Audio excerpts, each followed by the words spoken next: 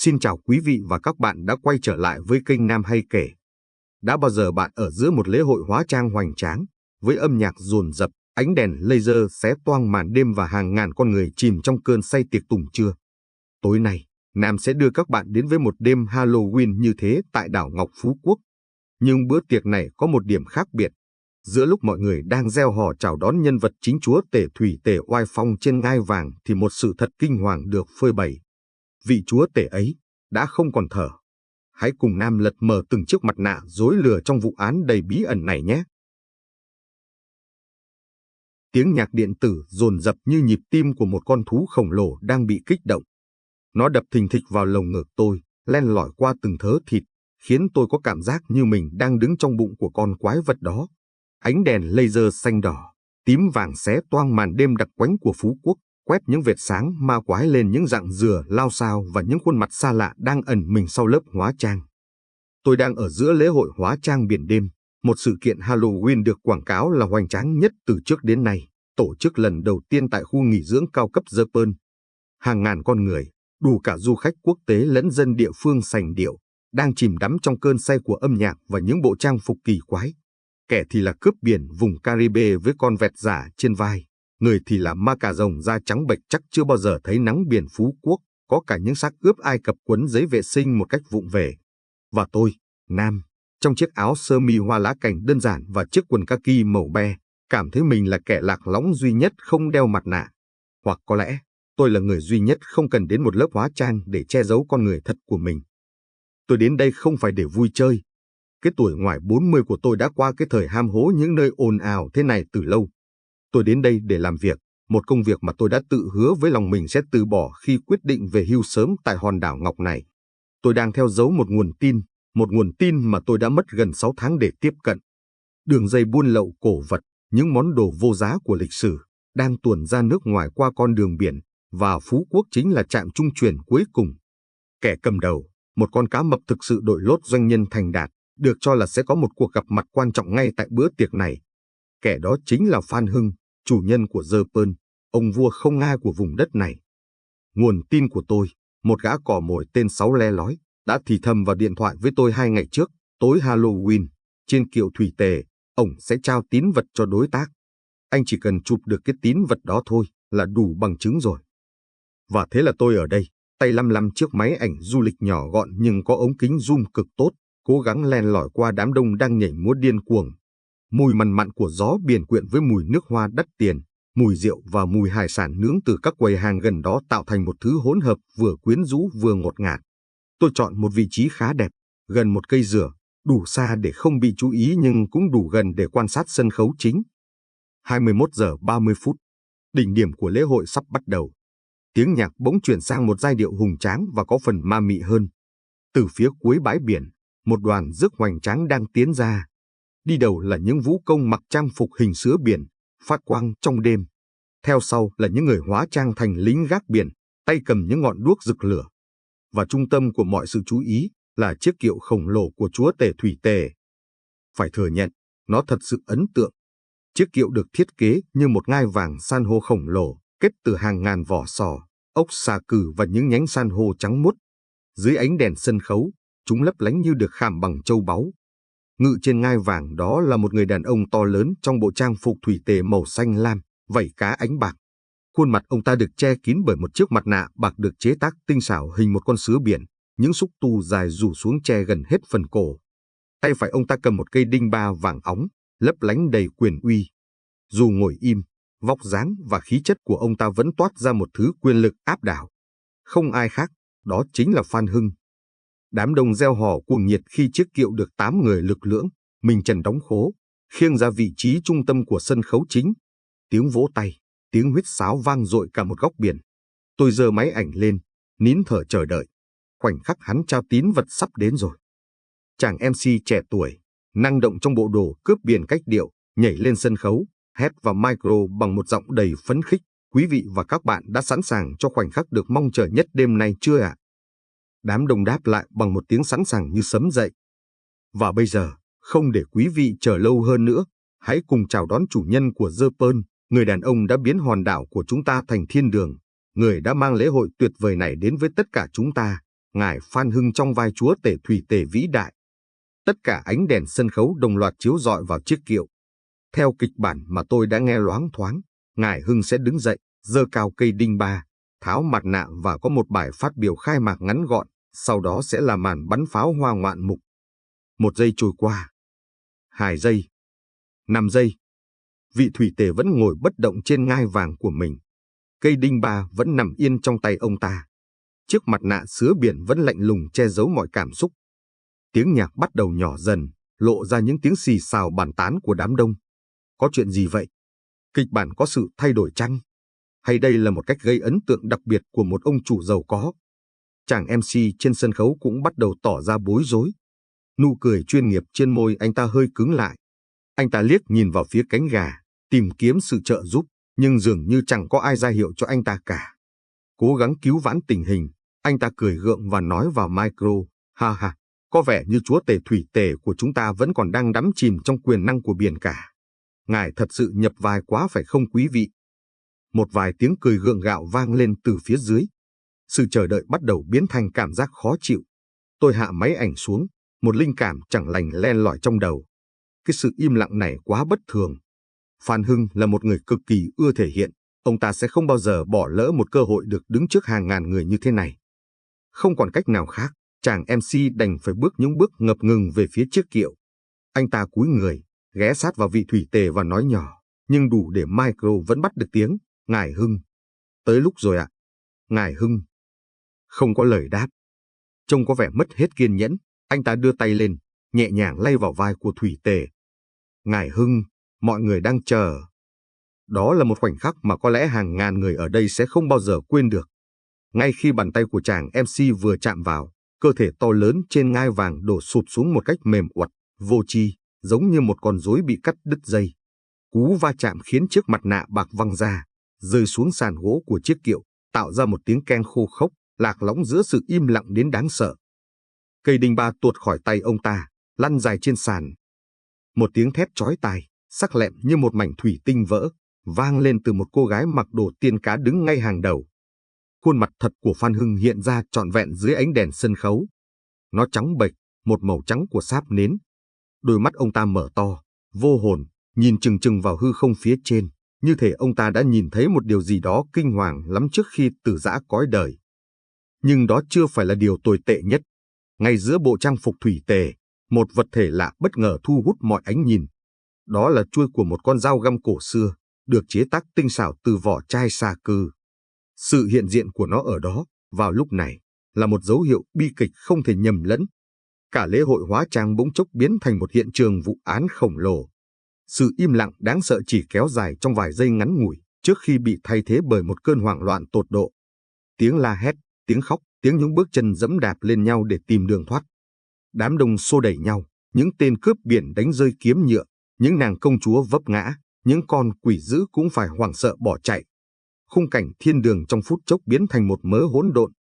Tôi đứng chết lặng bên cây dừa, hai tay vẫn nắm chặt chiếc máy ảnh. Cú sốc ban đầu nhanh chóng qua đi, nhường chỗ cho bản năng của một gã phóng viên điều tra già cỗi trỗi dậy. Tôi lia máy, cố gắng chụp lại toàn cảnh sự hỗn loạn, khuôn mặt của những người đứng gần sân khấu nhất, và đặc biệt là cận cảnh cơ thể bất động của Phan Hưng. Con dao găm đó, trông nó quen quen. Nó không giống một hung khí thông thường, mà giống một món cổ vật hơn. An ninh của khu nghỉ dưỡng, dù đã được huấn luyện, cũng phải vất vả lắm mới lập lại được một chút trật tự. Tiếng còi hú của xe cảnh sát bắt đầu vọng lại từ phía cổng chính, ngày một gần. Tôi nhìn quanh. Hàng ngàn con người, hàng ngàn chiếc mặt nạ. Ma cả rồng, người sói, zombie, phù thủy. Giờ đây, những lớp hóa trang vui nhộn ấy bỗng trở nên thật đáng sợ. Nó che giấu đi danh tính, che giấu đi những cảm xúc thật. Ai trong số họ, những con người đang hoảng loạn bỏ chạy kia, cũng có thể là kẻ đã ra tay. Kẻ đó có thể đã đứng ngay cạnh tôi, cùng reo hò, cùng nhảy múa, trong khi nạn nhân của hắn đang ngồi lạnh ngắt trên kia, biến thành một phần của màn trình diễn cuối cùng trong cuộc đời mình. Cơn gió biển đêm nay bỗng trở nên lạnh lẽo lạ thường. Lễ hội đã kết thúc. Một vở kịch khác, rùng rợn và tàn khốc hơn, chỉ vừa mới bắt đầu. Và tôi, một cách bất đắc dĩ, lại trở thành một khán giả ở hàng ghế đầu. Sự hoảng loạn của đám đông giống như một cơn sóng thần, ập đến dữ dội rồi rút đi cũng rất nhanh, để lại sau lưng một bãi chiến trường tan hoang. Những chiếc mặt nạ rơi vãi, ly cốc tài đổ vỡ, những dải kim tuyến lấp lánh giờ đây trông thật thảm hại trên nền cát ẩm. Mùi khói sân khấu vẫn còn vương vấn trong không khí, nhưng thứ âm nhạc cuồng nhiệt đã được thay thế bằng tiếng còi xe cảnh sát ré lên từng hồi đầy ám ảnh. Ánh đèn laser của lễ hội đã tắt, nhường chỗ cho những vệt đèn xanh đỏ quay cuồng của xe chuyên dụng, hắt lên những khuôn mặt vẫn còn thất thần của đám đông bị chặn lại phía xa. Tôi vẫn đứng ở vị trí cũ, bên gốc cây dừa, như một người quan sát thầm lặng. Bản năng nghề nghiệp mách bảo tôi phải giữ khoảng cách, ghi nhận mọi thứ một cách khách quan nhất có thể trước khi hiện trường bị xáo trộn. Đội an ninh của The Pearl đã nhanh chóng dùng dây căng một vành đai an ninh tạm thời quanh sân khấu. Vài phút sau, một nhóm cảnh sát mặc sắc phục tiến vào, và dẫn đầu họ là một người đàn ông mặc thường phục, dáng người cao, rắn giỏi, khuôn mặt vuông vức và có phần khắc khổ. Anh ta khoảng 35 tuổi, mái tóc cắt ngắn gọn gàng, đôi mắt sắc như dao lướt qua toàn bộ hiện trường một cách nhanh chóng và đầy tính toán. Tôi đoán ngay đây là người chỉ huy. Anh ta giơ tay, ra hiệu cho cấp dưới tản ra thực hiện nhiệm vụ. Một nhóm bắt đầu đi lấy lời khai của những nhân chứng gần nhất, một nhóm khác bắt đầu công việc khám nghiệm hiện trường sơ bộ. Người đàn ông đó bước thẳng về phía chiếc kiệu, đôi mắt không rời cơ thể bất động của Phan Hưng. Anh ta dừng lại cách đó vài mét, cẩn thận quan sát, rồi quay sang một đồng chí cảnh sát trẻ, gọi ngay đội pháp y. Phong tỏa toàn bộ khu nghỉ dưỡng, nội bất xuất, ngoại bất nhập. Kiểm tra danh sách tất cả khách mời và nhân viên có mặt trong đêm nay. Không được để sót một ai. Mệnh lệnh được đưa ra dứt khoát, rõ ràng. Người này rõ ràng không phải tay mơ. Đúng lúc đó, ánh mắt anh ta lia về phía tôi. Có lẽ chiếc áo sơ mi hoa lá của tôi và vẻ bình tĩnh quá mức cần thiết đã khiến tôi trở nên nổi bật giữa khung cảnh hỗn loạn này. Anh ta nhíu mày, bước về phía tôi, theo sau là hai cảnh sát. Anh là ai? Làm gì ở đây? Giọng anh ta trầm và đầy uy lực, không một chút cảm xúc. Tôi mỉm cười một cách xã giao nhất có thể. Tôi là khách du lịch, tên Nam. Chỉ là đang cố gắng tận hưởng một đêm Halloween thì gặp phải chuyện không may thôi. Anh ta nhìn tôi từ đầu đến chân, ánh mắt dừng lại một chút ở chiếc máy ảnh tôi vẫn đang đeo trên cổ. Khách du lịch, trông anh không giống lắm. Anh đứng đây bao lâu rồi? Từ đầu buổi tiệc, tôi đáp. Vị trí này khá đẹp để xem pháo hoa, tiếc là có vẻ như chương trình đã bị hủy. Anh có thấy điều gì bất thường trước khi sự việc xảy ra không? Bất thường à? Tôi giả vờ suy nghĩ. Ngoài việc một gã mặc đồ người sói nhảy điệu lâm ba đa với một cô tiên cá thì mọi thứ đều có vẻ bình thường, cho đến khi vị thủy tề của các vị quyết định không thèm cử động nữa. Sự châm biếm của tôi dường như không làm anh ta vui vẻ hơn. Đây không phải lúc để đùa, thưa anh. Một mạng người đã mất. Tôi biết, và tôi không đùa, tôi nói, giọng nghiêm túc trở lại. Tôi không thấy gì khả nghi cả. Mọi người đều đang tập trung vào sân khấu, chờ đợi nhân vật chính xuất hiện. Anh ta gật đầu một cách máy móc, nhưng ánh mắt vẫn đầy vẻ dò xét. Được rồi. Xin anh vui lòng cho chúng tôi xem giấy tờ tùy thân và cung cấp thông tin liên lạc. Anh sẽ phải ở lại đây để lấy lời khai chính thức. Anh ta quay sang người cảnh sát bên cạnh. Đưa anh ta ra khu vực chờ cùng những nhân chứng khác. Khoan đã, thiếu tá, tôi lên tiếng. Tôi đã nhìn thấy cấp hiệu trên vé áo của một đồng chí đi cùng. Tôi nghĩ tôi có thể có ích hơn là ngồi ở khu vực chờ đấy. Người đàn ông tên Tuấn, như tôi đoán, quay lại, một bên lông mày nhướng lên. Có ích? Bằng cách nào? Anh là chuyên gia phá án à? Gần như vậy, tôi nói. Tôi từng là phóng viên điều tra của báo Công lý. Chắc anh đã từng nghe qua.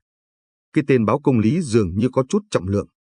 Vẻ mặt của Tuấn giãn ra một chút, nhưng vẫn còn đó sự hoài nghi. Đã từng. Có nghĩa là bây giờ anh đã nghỉ hưu. Gọi là nghỉ hưu sớm cho sang thôi, tôi nhún vai. Tôi đến Phú Quốc để tìm chút yên bình, nhưng có vẻ như rắc rối lại tìm đến tôi. Tôi biết khá rõ về Phan Hưng và các mối quan hệ làm ăn của ông ta. Có thể những thông tin đó sẽ giúp ích cho cuộc điều tra của anh.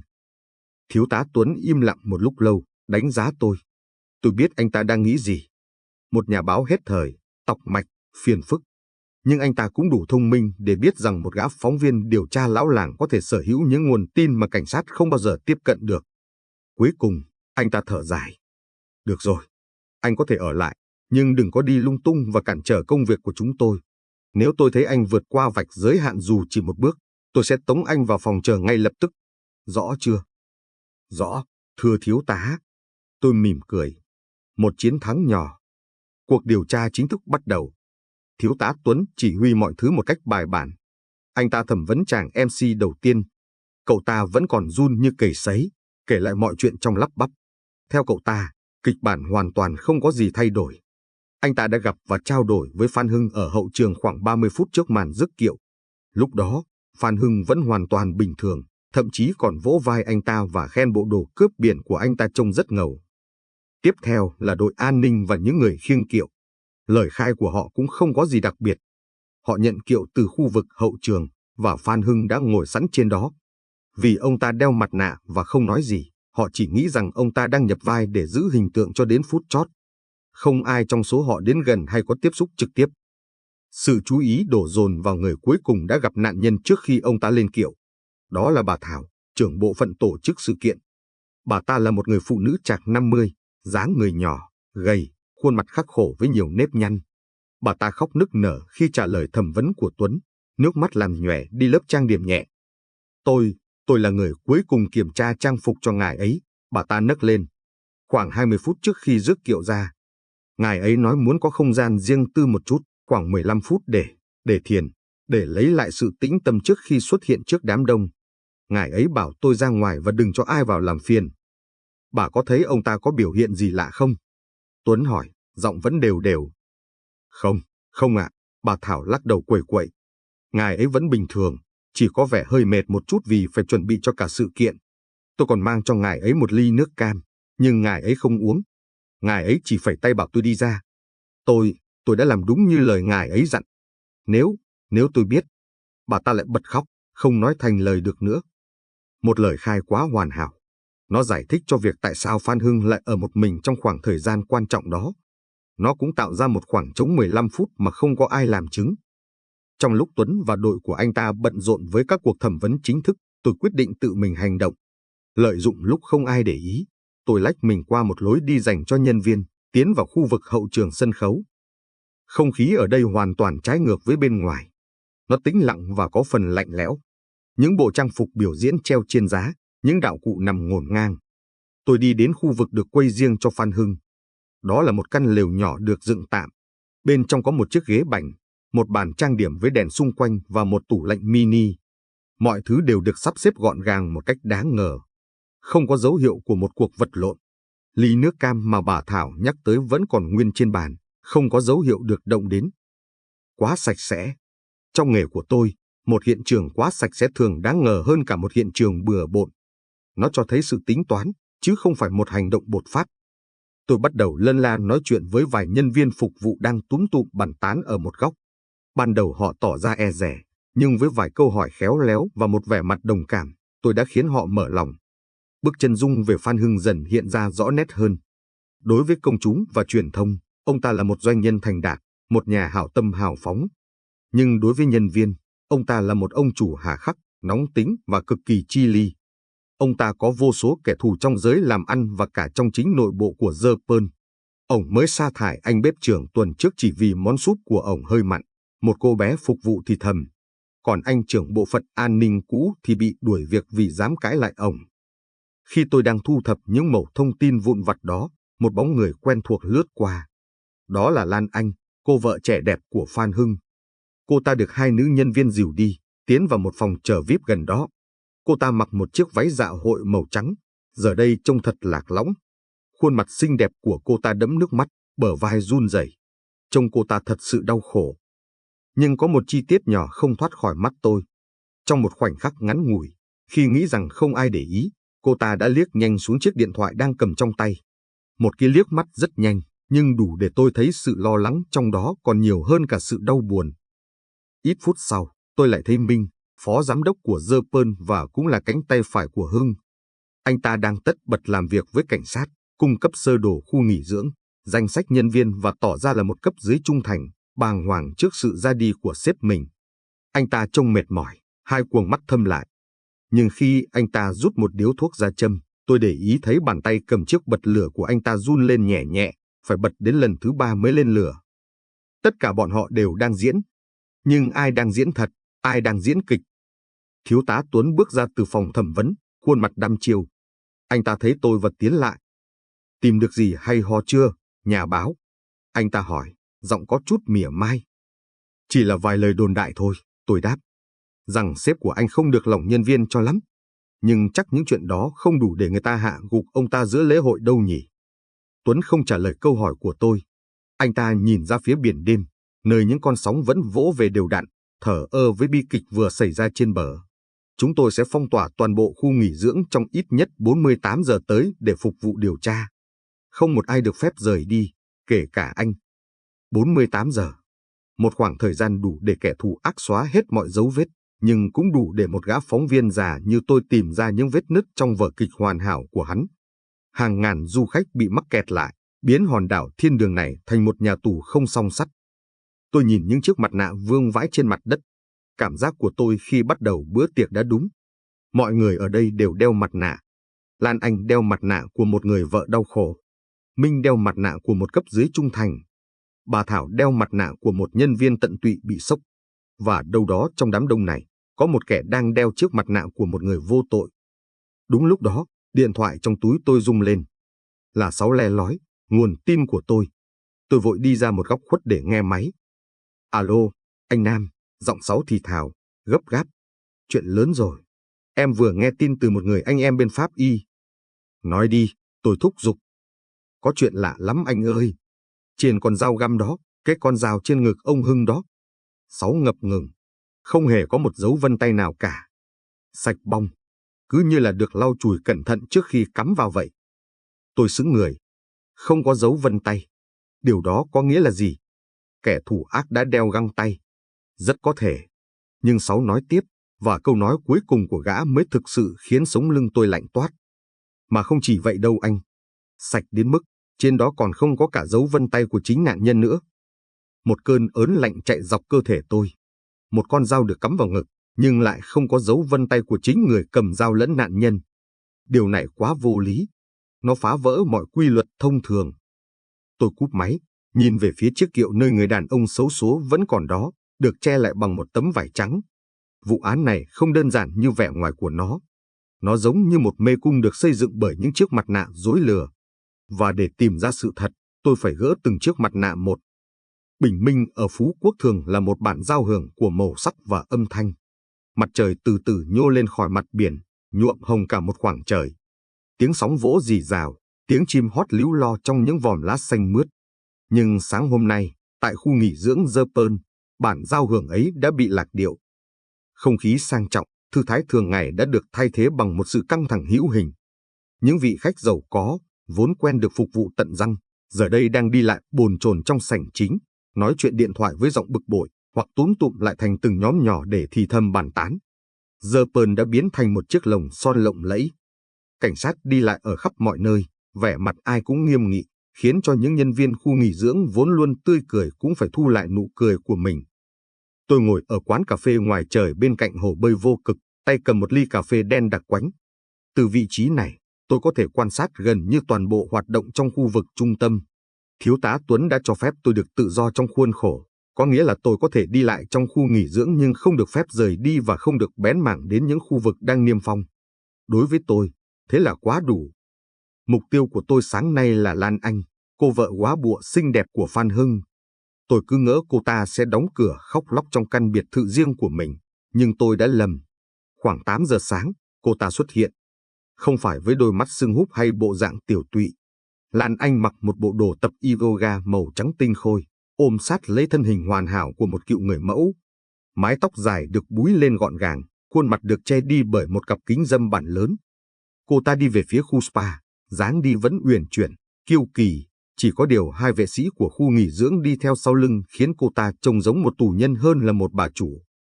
Một người vợ vừa mất chồng đêm qua mà sáng nay đã có tâm trạng đi spa. Chuyện này thú vị đây. Tôi đợi khoảng 1 tiếng đồng hồ.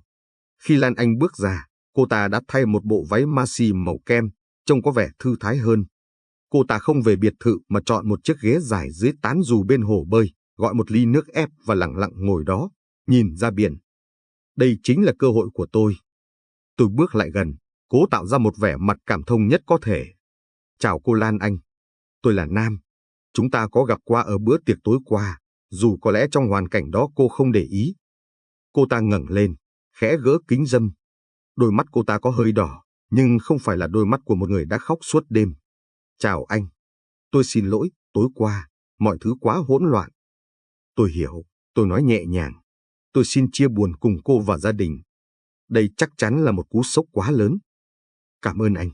Cô ta đáp, giọng nói trong trẻo nhưng có phần xa cách. Đúng là vậy. Tôi vẫn không thể tin được. Tôi kéo một chiếc ghế và ngồi xuống, giữ một khoảng cách vừa phải. Tôi là một nhà báo đã về hưu. Tôi đến đây để nghỉ dưỡng. Thật không ngờ lại chứng kiến một thảm kịch như vậy. Anh Hưng, anh ấy là một người có tầm ảnh hưởng lớn. Anh ấy là tất cả đối với tôi, Lan Anh nói, nhưng ánh mắt lại nhìn xa xăm ra phía chân trời, không một chút rung động. Anh ấy đã cho tôi mọi thứ. Cuộc sống của một người vợ của doanh nhân thành đạt chắc hẳn không dễ dàng gì. Tôi bắt đầu dẫn dắt. Luôn phải xuất hiện hoàn hảo, luôn phải đối mặt với áp lực từ mọi phía. Một tia nhìn khác lạ thoáng qua trong mắt cô ta. Anh nói đúng, không phải lúc nào cũng là màu hồng. Đặc biệt là với một người mạnh mẽ và có cá tính như anh Hưng, tôi tiếp tục, như thể đang nói chuyện phiếm. Tôi nghe nói anh ấy là một người khá, kỹ tính và luôn muốn mọi thứ phải theo ý mình. Sự phòng thủ bắt đầu xuất hiện trên khuôn mặt Lan Anh. Anh Hưng yêu tôi. Anh ấy chỉ muốn bảo vệ tôi thôi. Ồ, tôi tin là vậy, tôi gật đầu. Nhưng đôi khi sự bảo vệ quá mức lại khiến người ta cảm thấy ngột ngạt, phải không? Nhất là với một người trẻ trung, yêu tự do như cô. Chắc hẳn cô cũng có những sở thích riêng, những đam mê mà đôi khi không có thời gian để theo đuổi. Ví dụ như lướt ván chẳng hạn. Tôi đã ném ra một mồi câu và nín thở chờ đợi. Lan Anh sững người trong giây lát. Đôi môi cô ta mím chặt lại. Tôi không hiểu anh đang nói gì. Chỉ là tôi đoán thôi, tôi cười trừ. Hòn đảo này là thiên đường của những môn thể thao biển. Sẽ thật phí nếu không thử sức. Tôi đứng dậy. Thôi, tôi không làm phiền cô nữa. Mong cô sớm vượt qua nỗi đau này. Tôi quay lưng bước đi, đếm thầm trong đầu. 1, 2, 3. Khoan đã. Tôi dừng lại, quay người. Vẻ bình tĩnh trên mặt Lan Anh đã biến mất, thay vào đó là sự hoang mang và một chút sợ hãi. Anh là ai? Tại sao anh lại hỏi tôi những chuyện đó? Tôi đã nói rồi, tôi chỉ là một nhà báo già tò mò thôi, tôi đáp. Nhưng tôi có một lời khuyên chân thành cho cô. Bây giờ cô đang là tâm điểm của sự chú ý. Cảnh sát sẽ soi xét mọi thứ, mọi mối quan hệ của cô. Nếu có điều gì đó cần phải làm rõ, cô nên chủ động nói ra trước khi họ tự tìm thấy. Như vậy sẽ tốt hơn cho cô. Tôi không nói thêm gì nữa, chỉ gật đầu chào rồi rời đi. Tôi biết mình đã gieo một hạt giống nghi ngờ vào đầu cô ta. Và quan trọng hơn, phản ứng của cô ta đã xác nhận những gì tôi phỏng đoán. Có một người tên Cai, và người đó có liên quan đến môn lướt ván. Trở về phòng, tôi gọi cho một cậu em làm du lịch ở đây mà tôi quen. Alo, Tùng à? Anh Nam đây. Cho anh hỏi chút, ở Phú Quốc này chỗ nào dạy lướt ván chuyên nghiệp nhất? Lướt ván hả anh? Chắc chắn là ở bãi Sao rồi. Cát trắng, sóng êm, cảnh thì đẹp như tranh vẽ. Ở đó có một câu lạc bộ khá nổi, do một anh chàng tên Cai làm chủ. Dân Tây mê anh đó lắm. Cai à? Cảm ơn chú nhé. Tôi cúp máy. Mọi mảnh ghép đang dần khớp lại. Giờ là lúc tôi phải đến bãi Sao. Rời khỏi Dơ Pơn lúc này không phải chuyện dễ. Vành đai an ninh được siết chặt. Tôi tìm đến một viên cảnh sát trẻ đang đứng gác ở cổng phụ. Chào cậu, tôi bắt đầu. Tôi cần ra ngoài một chút. Không được đâu ạ, cậu ta đáp ngay, mặt không cảm xúc. Lệnh của cấp trên là không ai được rời khỏi khu vực này. Tôi biết, nhưng đây là việc liên quan đến cuộc điều tra, tôi nói với giọng nghiêm trọng. Tôi có một manh mối quan trọng cần phải xác minh ngay lập tức. Nếu chậm trễ, có thể đối tượng sẽ bỏ trốn. Cậu có thể báo lại với thiếu tá Tuấn rằng phóng viên Nam cần ra ngoài theo hướng điều tra. Cậu cảnh sát trẻ tỏ ra lúng túng. Anh ta nhìn tôi, rồi nhìn vào bộ đàm, phân vân. Cái mác phóng viên điều tra và việc tôi được đích thân thiếu tá cho phép ở lại hiện trường đã phát huy tác dụng. Sau một hồi ngập ngừng, cậu ta cũng gật đầu. Chú đi nhanh rồi về nhé. Nếu có chuyện gì, cháu không chịu trách nhiệm đâu đấy. Yên tâm, tôi vỗ vai cậu ta. Tôi chỉ đi tìm sự thật thôi. Tôi thuê một chiếc xe máy ngay bên ngoài cổng khu nghỉ dưỡng. Cảm giác được hít thở không khí tự do thật tuyệt vời. Tôi rổ ga, lao đi trên con đường Trần Hưng Đạo tấp nập, rồi rẽ vào một con đường nhỏ hơn dẫn về phía nam đảo. Con đường đến bãi Sao đưa tôi đi qua một Phú Quốc hoàn toàn khác với vẻ hào nhoáng của Dơ Pơn. Hai bên đường là những vườn tiêu xanh mướt, những trụ tiêu thẳng tắp chạy dài tít tắp. Mùi hồ tiêu nồng nàn, cay cay trong gió. Thỉnh thoảng, Tôi lại đi qua những con đường đất đỏ ba gian đặc trưng, bụi bay mù mịt sau mỗi cú vặn ga. Khung cảnh thật yên bình và mộc mạc. Một sự tương phản gay gắt với tội ác đen tối mà tôi đang theo đuổi. Cái đẹp và cái xấu, sự yên bình và sự hỗn loạn, chúng luôn tồn tại song song trên hòn đảo này. Sau khoảng 30 phút chạy xe, bãi Sao hiện ra trước mắt tôi. Và quả thật, nó không hổ danh là một trong những bãi biển đẹp nhất Việt Nam. Bãi cát trắng mịn như kem, trải dài cong cong như một vầng trăng khuyết. Nước biển ở đây có một màu xanh ngọc bích trong vắt, có thể nhìn thấy tận đáy. Vài chiếc xích đu buộc vào thân dừa nghiêng mình ra biển, tạo nên một khung cảnh vô cùng lãng mạn. Câu lạc bộ lướt ván nằm ở một đầu bãi biển.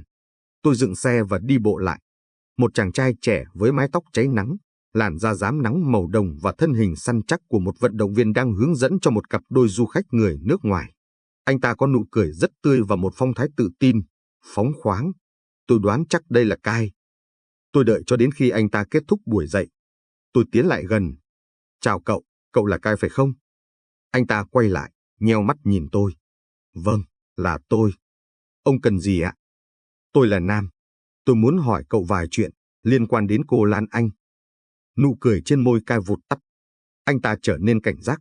Tôi không biết cô nào tên Lan Anh cả. Đừng giả vờ nữa, Kai, tôi nói thẳng. Tôi không phải cảnh sát. Tôi chỉ muốn giúp cô ấy thôi. Sau sự việc của Phan Hưng, cô ấy đang là nghi phạm số 1. Và nếu cảnh sát phát hiện ra mối quan hệ của hai người, mọi chuyện sẽ còn tồi tệ hơn nữa. Kai im lặng, hai tay nắm chặt lại. Anh ta nhìn tôi một hồi lâu, cố gắng dò xét xem tôi có đáng tin hay không. Đi theo tôi, cuối cùng anh ta cũng lên tiếng. Anh ta dẫn tôi đến một căn tròi nhỏ lợp mái lá, nơi anh ta cất dụng cụ. Anh ta đưa cho tôi một chai nước suối. Được rồi, anh ta nói sau khi uống một ngụm nước lớn. Ông muốn biết gì? Tất cả, tôi đáp. Mối quan hệ của hai người bắt đầu từ khi nào? Và quan trọng hơn, Phan Hưng có biết không? Kai thở dài, nhìn ra biển. Tôi và Lan Anh, chúng tôi quen nhau khoảng 6 tháng trước. Cô ấy đến đây học lướt ván. Ban đầu chỉ là huấn luyện viên và học viên. Nhưng rồi, chúng tôi nói chuyện, chia sẻ nhiều thứ. Cô ấy không hạnh phúc. Phan Hưng đối xử với cô ấy như một món đồ trang sức đắt tiền. Ông ta kiểm soát mọi thứ, từ quần áo cô ấy mặc, bạn bè cô ấy gặp, cho đến từng đồng tiền cô ấy tiêu. Đó không phải là cuộc sống. Vậy là hai người có tình cảm với nhau? Phải, Kai thừa nhận, giọng anh ta có chút cay đắng. Tôi yêu cô ấy, và tôi biết cô ấy cũng có tình cảm với tôi. Chúng tôi đã dự định, sau khi cô ấy tìm được cách ly hôn êm đẹp, chúng tôi sẽ cùng nhau rời khỏi đây, đến một nơi nào đó bắt đầu lại từ đầu. Nhưng Phan Hưng đã phát hiện ra tôi hỏi. Kai gật đầu, khuôn mặt tối sầm lại. Khoảng một tuần trước, tôi không biết bằng cách nào, có lẽ ông ta đã cho người theo dõi. Ông ta đến tận đây, không nói không rằng, cho vệ sĩ đánh tôi một trận. Sau đó ông ta đe dọa tôi, rằng nếu tôi còn bén mảng đến gần Lan Anh, ông ta sẽ khiến tôi không còn chỗ dung thân trên hòn đảo này, thậm chí là cả đất nước này. Còn Lan Anh thì sao? Ông ta nhốt cô ấy trong biệt thự, tịch thu điện thoại. Ông ta nói sẽ ly hôn và đảm bảo rằng cô ấy sẽ ra đi với hai bàn tay trắng.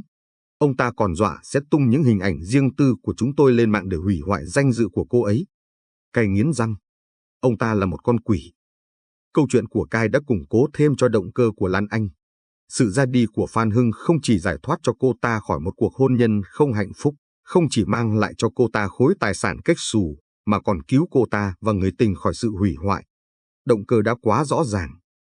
Tôi cảm ơn Kai và rời khỏi bãi Sao. Trên đường về, lòng tôi trĩu nặng. Mọi bằng chứng dường như đang chống lại Lan Anh. Một người phụ nữ bị dồn vào chân tường hoàn toàn có thể làm những điều không tưởng. Khi tôi gần về đến Dơ Pơn, điện thoại lại rung lên. Vẫn là Sáu le lói. Anh Nam. Giọng Sáu đầy vẻ phấn khích. Em có tin mới nóng hổi từ bên Pháp Y đây. Quan trọng lắm. Nói đi, tôi đang nghe. Kết quả khám nghiệm sơ bộ vừa có. Anh biết không, cái chết của ông Hưng không phải do con dao găm đó gây ra đâu. Tôi giật mình, suýt chút nữa thì lạc tay lái. Cậu nói sao? Là thật đó anh. Vết đâm đó rất nông, không gây nguy hiểm đến tính mạng. Nguyên nhân thực sự là do ngộ độc, một loại độc tố thần kinh cực mạnh. Họ nói nó có trong một loại cá nào đó, rất hiếm gặp. Cả người tôi như đông cứng lại. Ngộ độc, điều này làm thay đổi tất cả. Chưa hết đâu anh, Sáu nói tiếp, giọng đầy vẻ bí ẩn. Họ còn tìm thấy một thứ rất lạ trên bộ trang phục thủy tề của ông ta, ngay bên trong phần giáp ngực, chỗ bị con dao đâm vào. Thứ gì tôi hỏi John. Vài hạt cát, nhưng không phải cát thường đâu. Các chuyên gia nói đó là loại cát biển có màu hồng nhạt, chứa một loại vi sinh vật đặc biệt. Loại cát đó không hề tồn tại ở bất cứ bãi biển nào quanh khu vực Japan cả. Tôi cúp máy, dừng xe bên lề đường. Cát màu hồng nhạt, một loại độc tố hiếm. Vụ án vừa rẽ sang một hướng mà tôi không thể nào ngờ tới. Nó không còn là một vụ án tình ái hay tranh giành tài sản đơn giản nữa rồi. Có một điều gì đó sâu xa hơn, được tính toán kỹ lưỡng hơn rất nhiều đang ẩn giấu đằng sau tấn bi kịch hào nhoáng này. Tôi gạt trống xe, dừng lại bên lề một con đường vắng. Cái nắng chiều của Phú Quốc vẫn còn khá gay gắt, xuyên qua tán lá cây tràm, tạo thành những đốm sáng nhảy múa trên mặt đường nhựa. Nhưng tôi không cảm thấy nóng. Toàn thân tôi đang lạnh toát. Ngộ độc, không phải do vết đâm. Cát màu hồng nhạt. Hai thông tin sáu le lói vừa cung cấp như hai quả tạ giáng mạnh vào những giả thuyết mà tôi vừa mất cả buổi sáng để xây dựng. Nó làm mọi thứ đảo lộn. Một vụ án vì tình, nơi cô vợ trẻ và người tình nóng bỏng cùng nhau lên kế hoạch loại bỏ người chồng bạo ngược. Kịch bản đó đột nhiên trở nên quá đơn giản, quá sáo rỗng. Việc sử dụng một loại độc tố hiếm từ cá và để lại một dấu vết kỳ lạ như cát hồng cho thấy một sự tính toán và kiến thức chuyên sâu. Đây không phải là hành động của một kẻ nghiệp dư bị dồn vào chân tường. Đây là tác phẩm của một nghệ sĩ của sự lừa dối. Điều quan trọng nhất là thời điểm ra tay đã thay đổi. Phan Hưng ngừng thở trước khi lễ hội bắt đầu ít nhất 2 tiếng, tức là vào khoảng 7 giờ tối hoặc sớm hơn. Vào thời điểm đó, Lan Anh đang ở đâu? Cai đang ở đâu? Bằng chứng ngoại phạm của họ trong khoảng thời gian đó có lẽ sẽ dễ chứng minh hơn nhiều so với lúc lễ hội diễn ra, khi hàng ngàn người chen chúc vào nhau. Và Minh thì sao? Gã phó giám đốc tham vọng với những khoản nợ cờ bạc. Hắn ta ở đâu vào buổi chiều định mệnh đó? Tôi khởi động lại chiếc xe máy, tâm trí quay cuồng. Cuộc điều tra của tôi vừa được tái khởi động từ con số 0. Tôi cần phải nói chuyện với thiếu tá Tuấn. Dù không ưa gì nhau, nhưng lúc này, chúng tôi cần phải chia sẻ thông tin. Khi tôi trở về Japan, Tuấn đang đứng chỉ đạo công việc ở sảnh chính. Vẻ mặt anh ta còn đăm chiêu hơn cả đêm qua. Hàng chục nhân viên điều tra đang tỏa đi khắp nơi, thu thập lời khai của toàn bộ nhân viên và khách trọ. Một công việc khổng lồ. Tôi tiến lại gần. Thiếu tá, tôi cần nói chuyện với anh. Khẩn cấp. Tuấn liếc tôi, vẻ mặt không mấy vui vẻ. Tôi đang bận, anh Nam. Chuyện này liên quan đến nguyên nhân sự ra đi của nạn nhân, tôi hạ giọng. Và nó sẽ thay đổi mọi thứ. Câu nói đó đã có tác dụng. Tuấn ra hiệu cho một cấp dưới rồi dẫn tôi ra một góc khuất gần khu vườn nhiệt đới. Anh biết gì? Phan Hưng không qua đời vì vết đâm, tôi nói thẳng. Ông ta bị ngộ độc. Một loại độc tố thần kinh cực mạnh, có trong một loại cá hiếm. Vết đâm chỉ là màn kịch để đánh lạc hướng. Tuấn nheo mắt nhìn tôi, sự ngạc nhiên thoáng qua trên khuôn mặt cứng rắn của anh ta, nhưng nhanh chóng được thay thế bằng vẻ hoài nghi. Làm sao anh biết được thông tin đó? Kết quả khám nghiệm tử thi chính thức còn chưa được công bố. Tôi có nguồn tin của mình, thiếu tá, tôi đáp. Anh có thể không tin tôi, nhưng hãy thử xác minh xem. Điều này có nghĩa là thời điểm gây án không phải là lúc diễn ra lễ hội, mà là từ trước đó rất lâu. Có thể là vào buổi chiều, và kẻ thù ác không cần phải có mặt ở hiện trường. Tôi nhìn thẳng vào mắt anh ta. Hãy kiểm tra lại bằng chứng ngoại phạm của tất cả các nghi phạm trong khoảng thời gian từ 5 giờ chiều đến 7 giờ tối hôm qua. Đặc biệt là Lan Anh và Minh. Tuấn im lặng một lúc lâu. Tôi biết anh ta đang đấu tranh giữa nguyên tắc nghề nghiệp và sự tò mò trước thông tin của tôi. Cuối cùng, anh ta rút điện thoại ra, bấm một dãy số. Alo, trung tâm pháp y phải không? Tôi Tuấn đây. Cho tôi hỏi kết quả sơ bộ của vụ ở Japan. Sao? Độc tố thần kinh. Được rồi, tôi hiểu rồi. Anh ta cúp máy, nhìn tôi bằng một ánh mắt hoàn toàn khác. Sự hoài nghi đã biến mất, thay vào đó là một sự thận trọng và có lẽ một chút tôn trọng miễn cưỡng. Thông tin của anh, chính xác. Chúng tôi vừa nhận được báo cáo nhanh. Nạn nhân qua đời vì ngộ độc, thường có trong một loài cá biển. Vậy là mọi thứ đã thay đổi, tôi nói. Một vụ án tình ái giờ đây có vẻ giống một vụ thanh toán được lên kế hoạch tỉ mỉ hơn. Tôi sẽ cho người kiểm tra lại bằng chứng ngoại phạm, Tuấn nói, giọng đã bớt đi vẻ kẻ cả. Cảm ơn anh, nhà báo. Nhưng tôi nhắc lại, đừng can thiệp quá sâu. Anh ta nói rồi vội vã quay đi để ra chỉ thị mới. Tôi biết mình đã tạo ra một bước ngoặt. Giờ là lúc tập trung vào nghi phạm thứ hai, kẻ có động cơ rõ ràng không kém gì cô vợ trẻ. Tôi đi thẳng đến khu văn phòng điều hành, nằm ở tầng cao nhất của tòa nhà chính. Tôi hỏi cô thư ký và được biết Minh đang ở trong văn phòng. Tôi gõ cửa và nghe một tiếng mời vào vọng ra. Minh đang ngồi sau chiếc bàn làm việc bằng gỗ mun bóng loáng. Căn phòng của anh ta rộng rãi, được bài trí theo phong cách tối giản nhưng cực kỳ sang trọng. Phía sau lưng anh ta là một bức tường kính khổng lồ, nhìn thẳng ra biển phía gành dầu. Hoàng hôn đang dần buông xuống, nhuộm cả một khoảng trời và mặt biển thành một màu cam đỏ rực rỡ. Một khung cảnh đẹp đến nao lòng, nhưng lại là bối cảnh cho một cuộc đối đầu căng thẳng. Anh ta ngẩng lên, thấy tôi thì có chút ngạc nhiên. Anh Nam, có chuyện gì vậy? Trông anh ta có vẻ mệt mỏi, nhưng đã lấy lại được vẻ điềm tĩnh, chuyên nghiệp. Chào anh Minh, tôi mỉm cười, kéo một chiếc ghế và ngồi xuống mà không cần đợi lời mời. Tôi đến để xem tân thuyền trưởng của con tàu The Pearl đang làm gì. Minh cười gượng. Anh đừng nói vậy. Tôi chỉ đang cố gắng duy trì hoạt động và phối hợp với cảnh sát thôi. Sự ra đi của ngài Hưng là một mất mát quá lớn. Chắc chắn rồi, tôi gật gù. Một mất mát lớn cho khu nghỉ dưỡng. Nhưng có lẽ lại là một cơ hội lớn cho anh, phải không?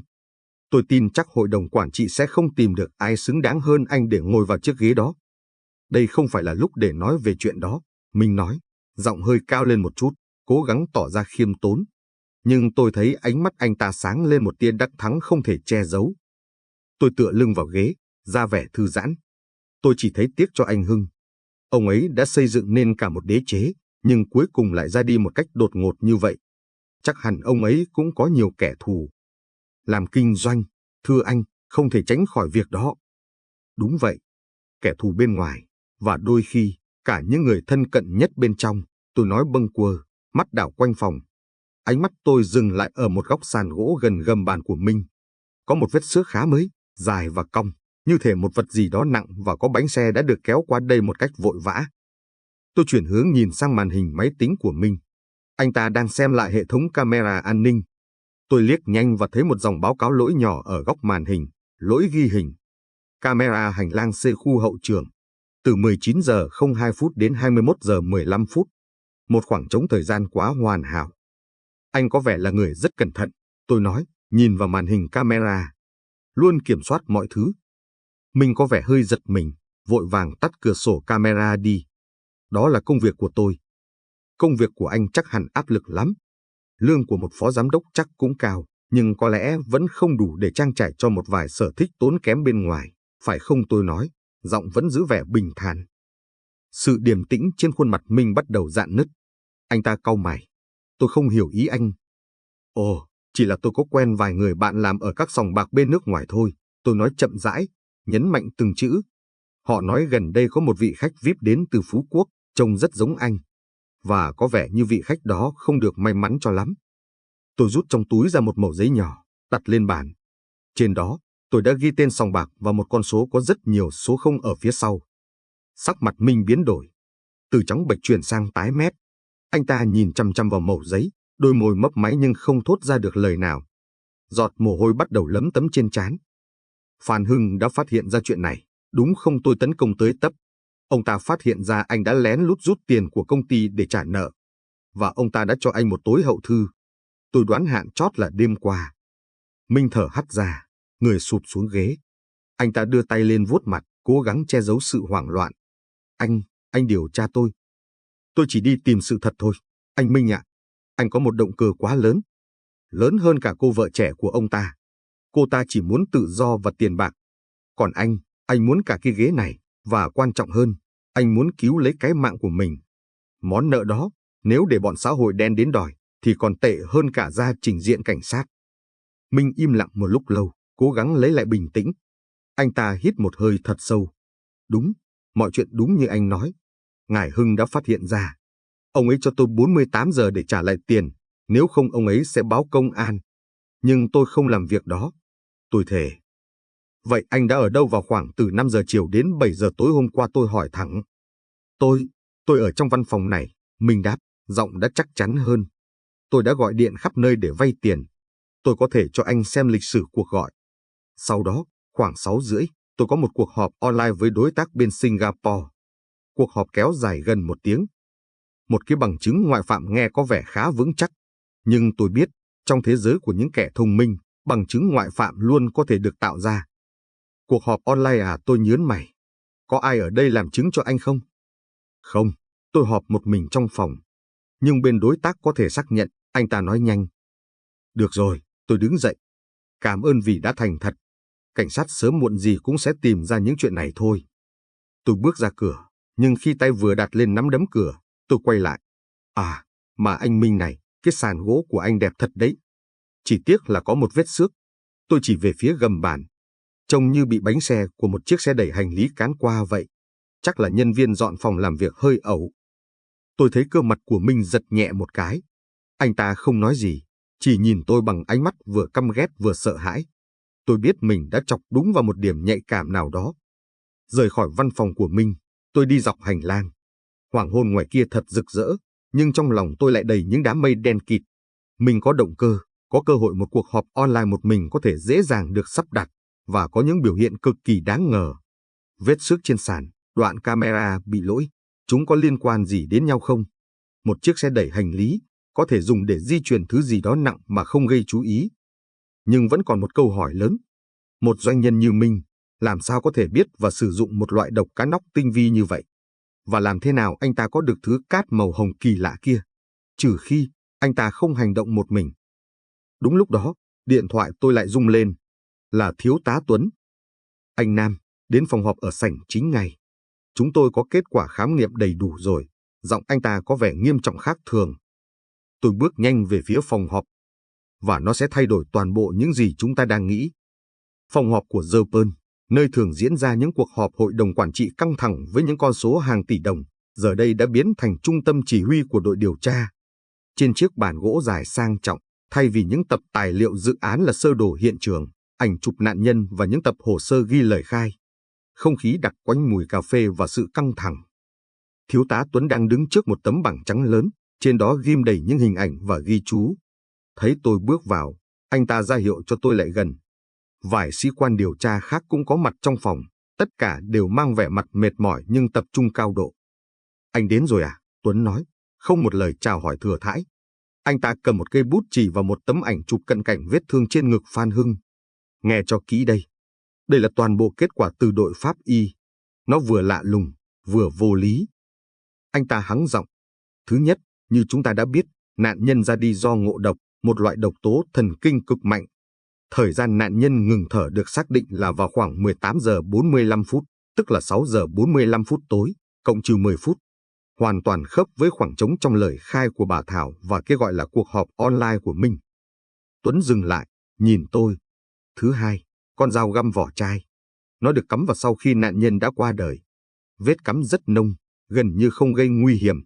Điều kỳ lạ là, như thông tin của anh, không có bất kỳ dấu vân tay nào trên đó, kể cả vân tay tiềm ẩn. Nó sạch một cách vô trùng. Có thể kẻ thù ác đã đeo găng và lau chùi cẩn thận, một điều tra viên trẻ lên tiếng. Có thể, Tuấn gật đầu. Nhưng còn một chi tiết nữa. Pháp y phát hiện một lớp bột mịn vô hình trên chuôi dao. Sau khi phân tích, họ xác định đó là bột san hô trắng được nghiền cực mịn. Một thứ rất hiếm gặp, thường chỉ dùng trong các nghi lễ cổ xưa của ngư dân. Bột san hô trắng. Chi tiết này khiến tôi nhớ đến điều gì đó, nhưng chưa thể định hình rõ ràng. Và đây là điều vô lý nhất, Tuấn nói tiếp, giọng anh ta trầm xuống. Về những hạt cát màu hồng nhạt tìm thấy trên trang phục nạn nhân, chúng tôi đã gửi mẫu đến Viện Hải Dương học. Họ xác nhận đây là loại cát trầm tích từ dạng san hô cổ, chỉ có thể tìm thấy ở một nơi duy nhất tại Phú Quốc. Đó là một hang động ngầm dưới biển, nằm gần khu vực Mũi Ông Đội, được người dân địa phương gọi là hang mẹ biển. Mũi Ông Đội, đó là khu vực phía nam đảo, nơi có những bãi biển hoang sơ và địa hình hiểm trở nhất. Vấn đề là, Tuấn nhấn mạnh, hang mẹ biển đó đã bị sập và bịt kín lối vào từ hơn 10 năm trước, trong một trận bão lớn. Kể từ đó, không một ai, kể cả những thợ lặn giỏi nhất, có thể tiếp cận được nó. Vậy tại sao thứ cát chỉ có ở một nơi không thể đến được lại xuất hiện trên người nạn nhân? Cả căn phòng chìm vào im lặng. Câu hỏi của Tuấn treo lơ lửng trong không khí, không có lời giải đáp. Một vụ án mạng hiện đại với những tình tiết như bước ra từ một câu chuyện truyền thuyết.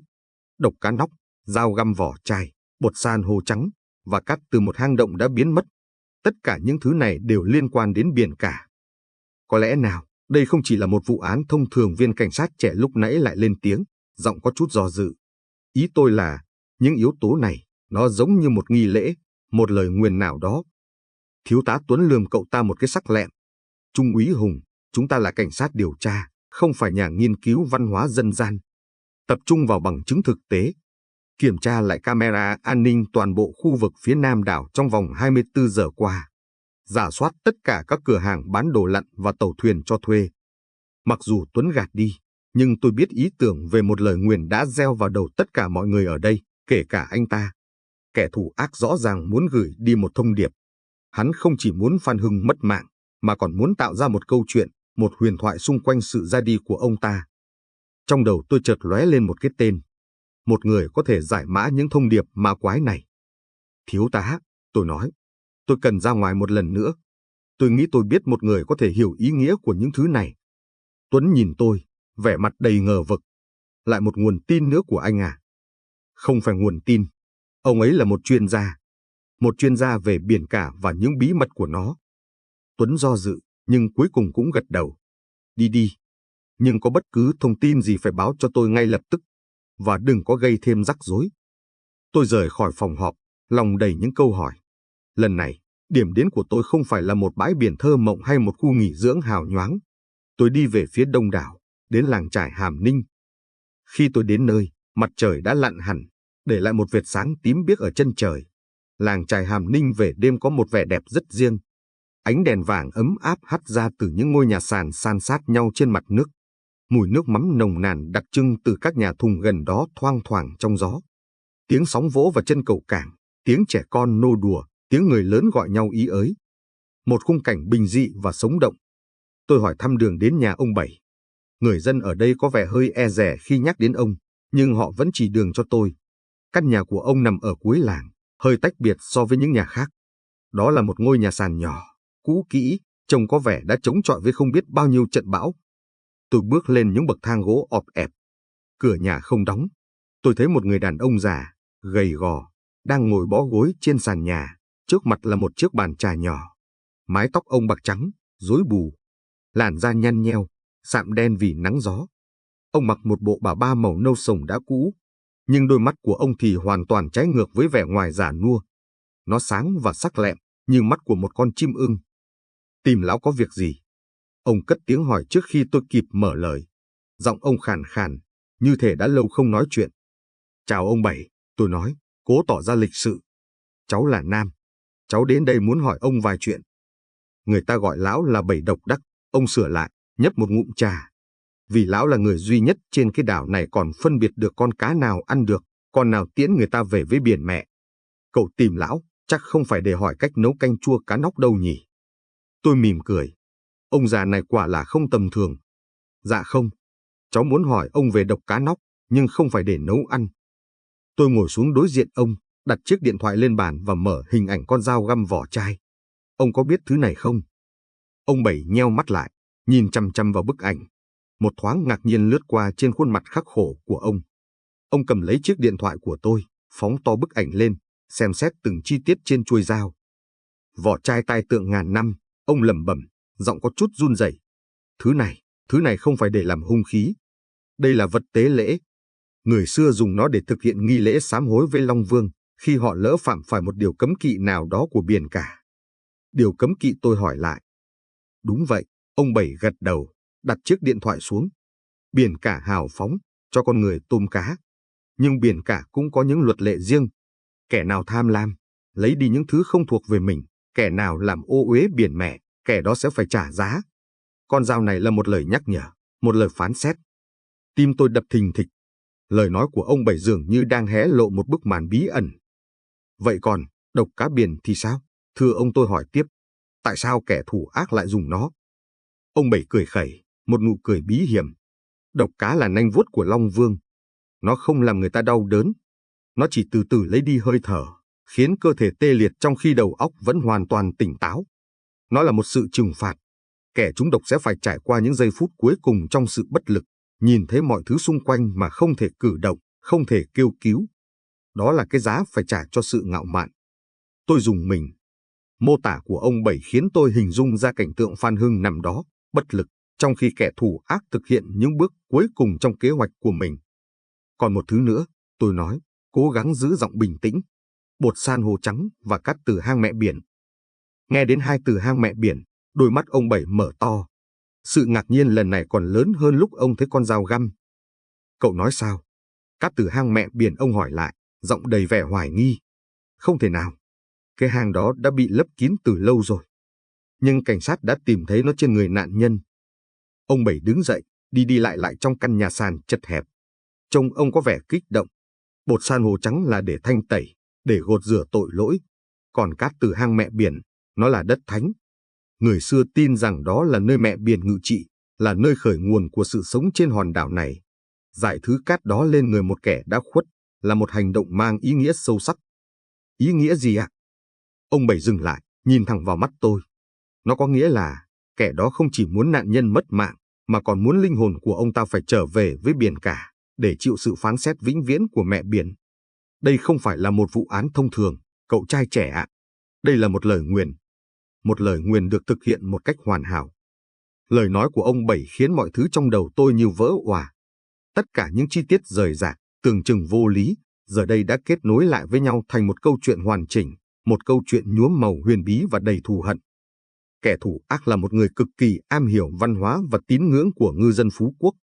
Hắn ta không chỉ muốn kết thúc cuộc đời Phan Hưng, mà còn muốn thực hiện một nghi lễ trừng phạt, một sự phán xét nhân danh biển cả. Nhưng ai? Ai có đủ kiến thức và sự căm hận đến mức đó? Tôi chợt nhớ đến một chi tiết. Hang mẹ biển bị sập 10 năm trước.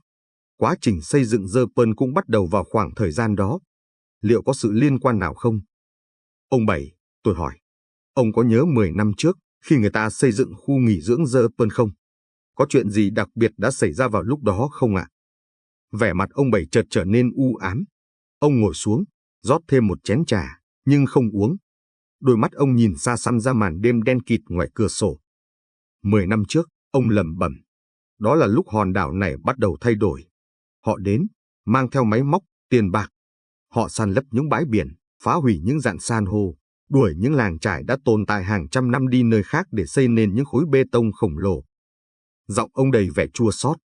Nhiều người đã phản đối, nhưng tiền bạc và quyền lực của họ quá lớn. Họ gọi đó là sự phát triển. Lão thì gọi đó là sự hủy diệt. Ông nhìn tôi. Cậu hỏi có chuyện gì đặc biệt không à? Có chứ. Rất nhiều chuyện. Nhưng có một chuyện mà có lẽ không ai còn nhớ. Một lời thề đã được lập ra. Một lời thề báo thù, nhân danh mẹ biển. Lời thề báo thù. Trái tim tôi như thắt lại. Có lẽ tôi đã tìm đúng hướng rồi. Quá khứ đang trỗi dậy, và bóng ma của nó đang bao trùm lên cả hòn đảo ngọc này. Một lời thề báo thù, nhân danh mẹ biển. Câu nói của ông Bảy độc đắc cứ lặp đi lặp lại trong đầu tôi suốt quãng đường rời khỏi làng chài Hàm Ninh. Màn đêm bao trùm lấy con đường đất đỏ, ánh đèn pha xe máy của tôi chỉ soi rõ được một khoảng nhỏ phía trước, phần còn lại chìm trong bóng tối dày đặc, hệt như những bí mật mà hòn đảo này đang che giấu. Gió biển đêm nay mang theo hơi lạnh, len lỏi qua lớp áo sơ mi mỏng khiến tôi bất giác rùng mình.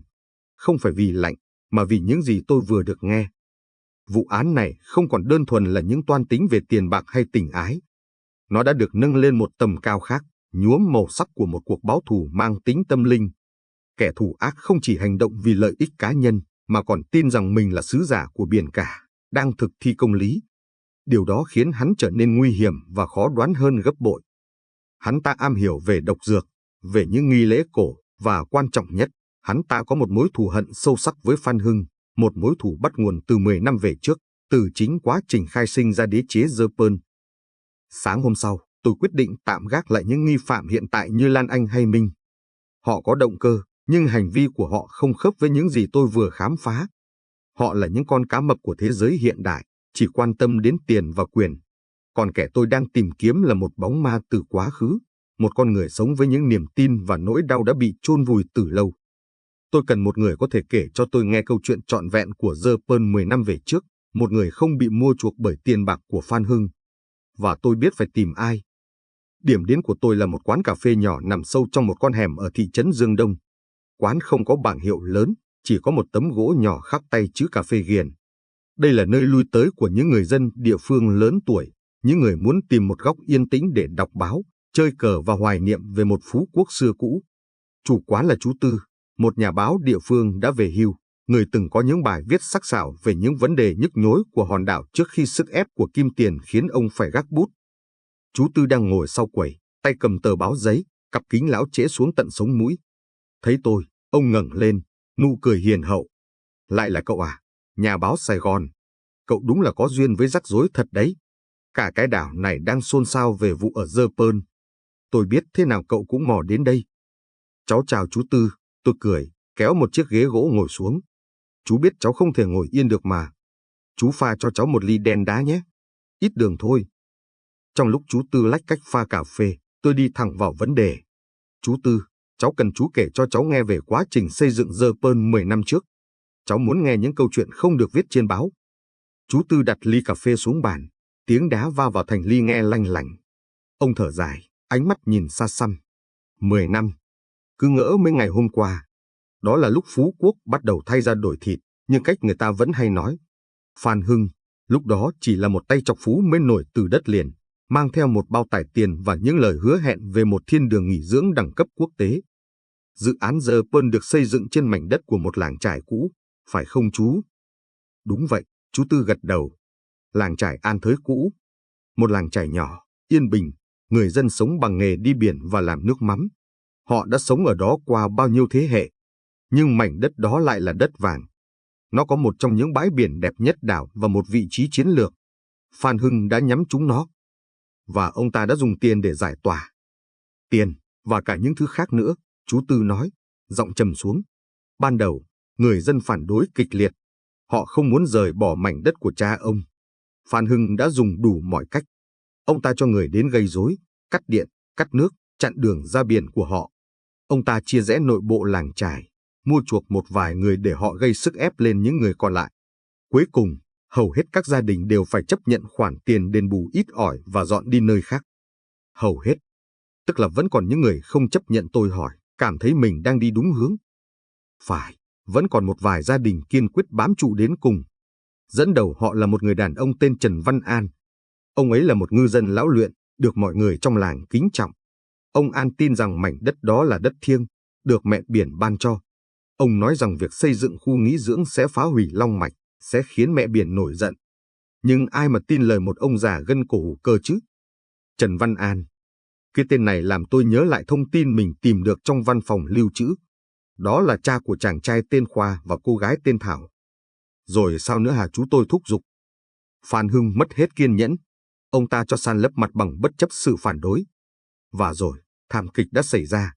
Chú Tư châm một điếu thuốc, rít một hơi dài. Một vụ tai nạn lao động.